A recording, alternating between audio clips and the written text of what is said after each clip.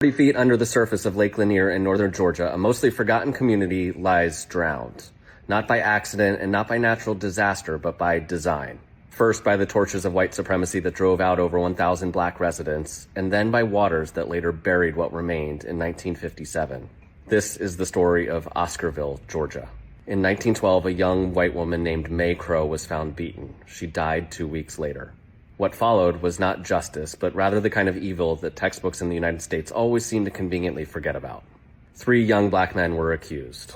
Before any semblance of a trial, a white mob broke into jail where one of them was, Rob Edwards, shot him, dragged his body through town square, and hung him from a telephone pole. The other 2, Ernest Knox and Oscar Daniel, faced a sham trial. It lasted all of 2 hours, and they took 45 minutes to condemn them both to death.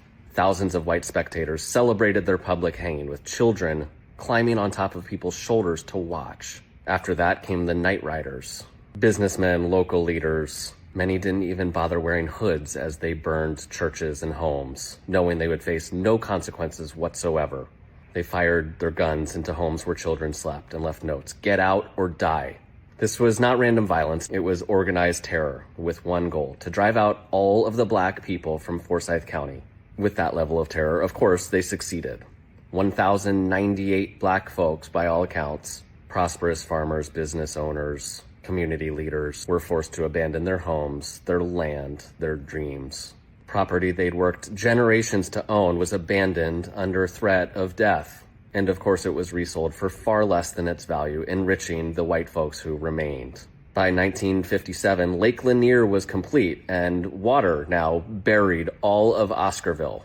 The racism, however, did not sink with the town. Forsyth remained effectively a sundown county well into the 1980s. When civil rights activists tried to march through in 1987, thousands of white counter-protesters showed up with Confederate flags and rocks. People whisper about Lake Lanier being haunted, about mysterious drownings and strange lights, but the real horror is not ghosts.